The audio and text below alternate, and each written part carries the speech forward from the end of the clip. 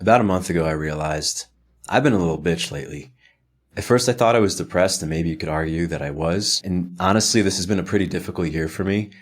But shit happens to everybody, and I have not been taking care of what is well within my control, which is what's in between my ears. And it's affected my quality of work, how I am around my family. And I decided, man, this is unacceptable. I need to course correct. I need a reset. I need a new code to live by. I need a role model. And I thought of Musashi. Miyamoto Musashi was a ronin in 1600s Japan. That's a samurai without a lord. He's best known for having 61 lethal combat duels, winning all of them, and then he later wrote his strategy down in the Book of Five Rings. Musashi also wrote 21 Principles for Life and titled it Dokkodo, which translates to the way of walking alone. And I thought this was perfect because it takes about 21 days to reform a habit. There's 21 principles. I'm going to make this into a challenge. Day 1, accept everything just the way it is. I decided that every day for the 21 days, I would practice 4 habits to train myself into the samurai ethos. The first habit was, of course, can't be a warrior without physical training. The second was to meditate, which is something I've known I should do more often, but I've never really gotten into. The third habit was to journal. Musashi wrote, "The warrior's is the twofold way of pen and sword, and he should have a taste for both ways." I already journal daily, but I decided to bring extra attention to exactly how I move the pen on paper, not just the content of the words I was writing, similar to the way Japanese calligraphy was traditionally done. The fourth habit was reading. I, of course, had to read more about samurai to understand the samurai way. So I read and reread the Book of Five Rings. There's also another book by a different samurai, one generation after Musashi, named Yamamoto Tsunetomo, who wrote a book called Hagakure, which is kind of a guidebook for young samurai. And Yamamoto wrote, "If by setting your heart right every morning and every evening, one is able to live as though the body is already dead, he paints freedom in the way. His whole life will be without blame, and he will succeed in his calling." So for these days, I committed to getting up before my wife and kids so I could do these practices, and then also meditating and journaling in the evening. I would venture to guess Musashi never changed a diaper. Day 2, do not seek pleasure for its own sake. There are many obvious pleasures to avoid in being a samurai, but I realized there are a lot of things in modern life that Musashi never had to contend with. So instead of making a laundry list of things to do and not do, I started thinking, what would Musashi do? Would he bring his phone on the toilet? Absolutely not. Would he get upset when he's stuck in traffic? Absolutely not. I wasn't just trying to check for good habits, but to really think like a samurai and be like a samurai and be like Musashi. Day 3, do not under any circumstances depend on a partial feeling. There are 2 ways to interpret this one. One is do not do anything you're unsure of. And 2 is to do everything with 100% vigor and enthusiasm. So on a more superficial level, this means saying no to more things, but also it came down to a deeper virtue of decisiveness. Musashi wrote when it came to combat, "You must train day and night in order to make quick decisions." Decisiveness is a critical virtue for men, but we live in the age of indecision. There are constant pulls on our attention. Even if you're not a typically busy person, there are unlimited things for you to spend your attention on in every moment. And it made me think about how often I allow my attention to get pulled by something rather than consciously choosing my intention. Musashi wrote, "You must be intent on cutting the enemy in the way you even grip your sword. If you slash strongly, even if the enemy dies instantly, it is just slashing. But when you cut, your spirit is resolved."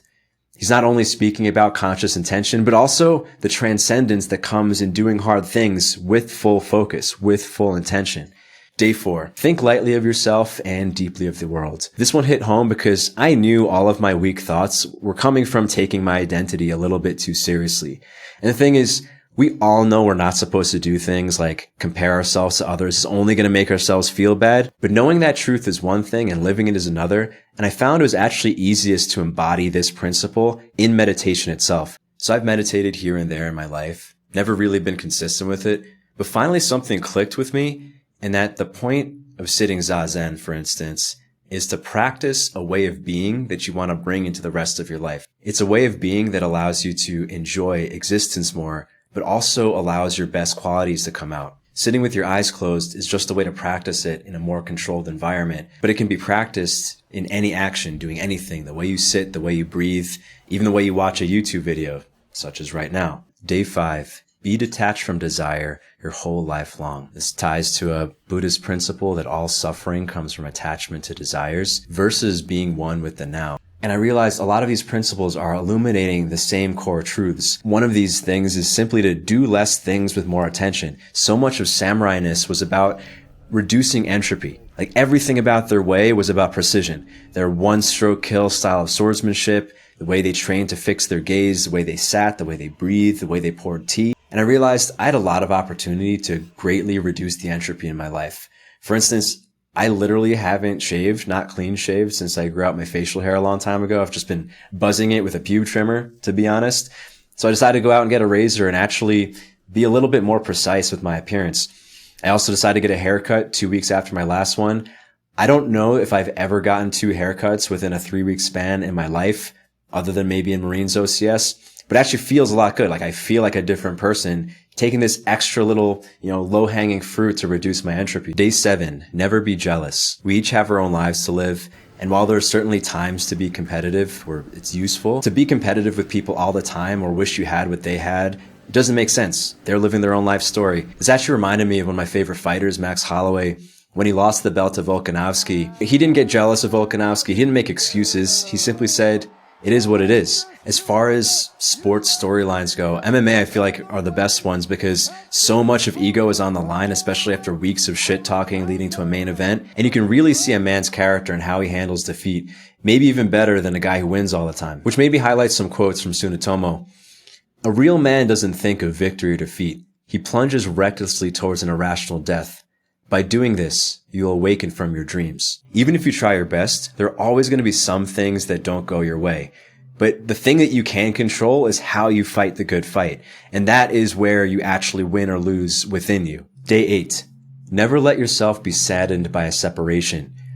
All samurai from the feudal period must have had a friend or many friends who died, either through dueling or war, or actually from the Hagakure book, I realized that seppuku, the ritualized suicide, was actually really common. From the movies, I always thought that it was something that would happen once in a while, like in a very rare occasion when someone did something horrible. But according to Tsunotomo, seppuku happened all the time. The real samurai, the ones who really lived by Bushido, would kill themselves anytime their honor was tarnished. And on this day, I thought about any sadness that I have felt over things not going my way. But really, it was a fallacy in the first place to think that I had control over the circumstances. Tsunotomo wrote, "There is something to be learned from a rainstorm. When meeting with a sudden shower, you try not to get wet and run quickly along the road.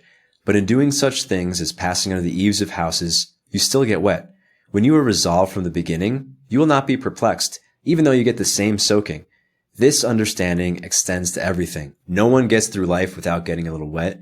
If you think you can control things, you're going to be wet and worked up. Whereas if you just accept that everyone gets wet, that you will get wet by the storm, you'll at least be at peace." Day 9.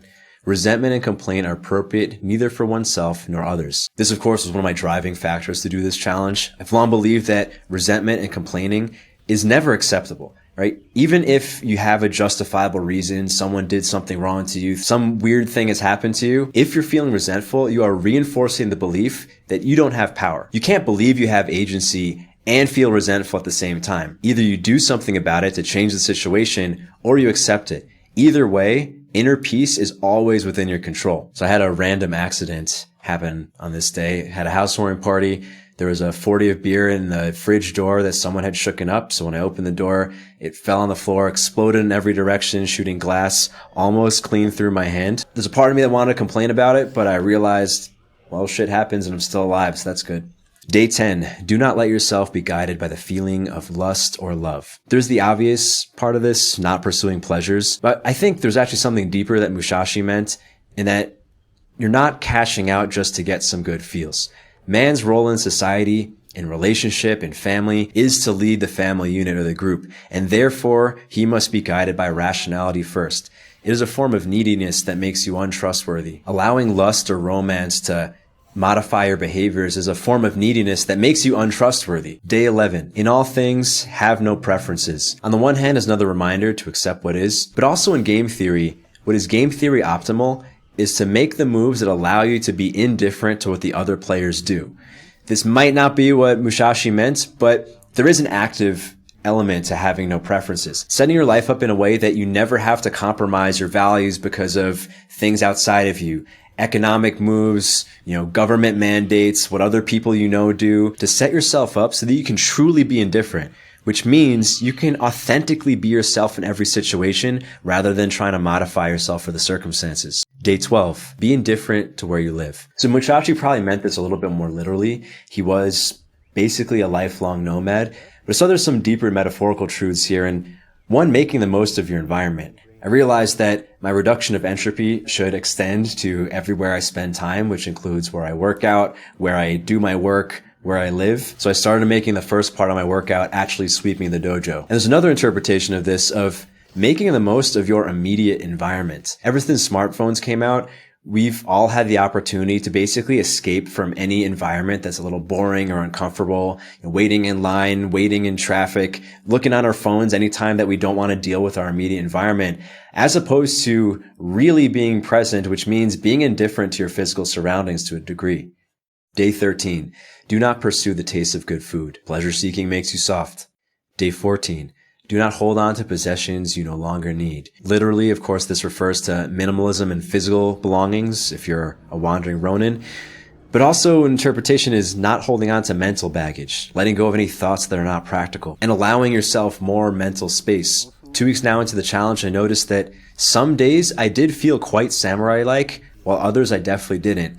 And the difference was how much free attention I gave myself. Doing less things with more attention made me realize I had to change my relationship to time. Most of the time that I'm not conscientious with what I'm doing is because I feel like there's not enough time in the day. I need to rush to the next thing. I got to answer more messages. I got to do the next task, as opposed to believing that it's more important to do what I'm doing really well than to get more things off my checklist. Day 16. Do not collect weapons or practice with weapons beyond what is useful. On a literal level, this is being an essentialist, but also focusing on going deep on specific skills rather than trying to collect every single attribute. So I decided that once this challenge is over, I'm actually going to focus on going deep on a new skill every 3 to 6 months till I achieve some proficiency rather than being a jack of all trades. Musashi wrote, "The principle of strategy is having one thing to know 10,000 things." Day 17. Do not fear death.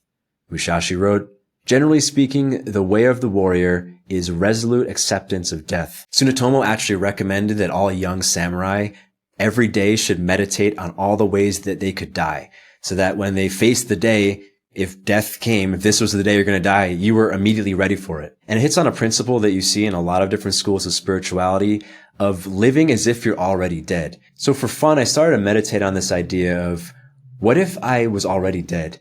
And everything I'm experiencing right now is just bonus time. From that perspective, there's really nothing to get upset about. Day 18. Do not seek to possess either goods or feasts for your old age. On the literal level, Musashi did live off the land his whole life. He also had no family or no kids. He was kind of MGTOW for life. But the metaphorical side of this is, life is lived in the now, not saving to enjoy things later, not sacrificing your morals or values so that you get some reward later. Living in this moment, not trying to save it for the end. Day 19. Respect the Buddha and the gods without counting on your help. Do the work, don't hope for miracles. Day 20. You may abandon your own body, but you must preserve your honor. The essence of samurai spirituality, if you will, and it's also common to many warrior cultures, is that there are abstract values that they hold that are way more important than their lives. Honor being the big one. Are you doing what's right as a man, even if it means you don't live anymore? Tsunetomo even wrote that samurai should practice falling forward so that if they're killed in battle, it doesn't look like they died while running away. This is how much they cared about their reputation and their honor over anything else. Day 21. Never stray from the way. At the end of this challenge, I had to assess how well I did, and if I'm honest, at best, I probably was a 6 out of 10 in terms of actually living like a samurai. There are many times I simply forgot, I had lapses in attention. I ended up on my phone before I realized it, basically forgot to be present. And honestly, if I just tried to follow the way for 21 days, then I would really have nothing to show for it other than maybe a video. But the point of this was to reset my mind. Musashi wrote, "With your spirit settled, accumulate practice day by day, hour by hour." The point of this was to settle my spirit. My mind had been going in a bad direction. This was a course correction. But if I want to actually get the most out of this, I need to continuously practice. A real samurai wouldn't do this for 21 days. He would live by these principles for life. So I decided to make this a life commitment. Will I do it perfectly? Of course not. But there's no reason not to strive for precision. There's no reason not to strive for greater presence. There's no reason not to hold yourself to a higher standard in every moment of your life.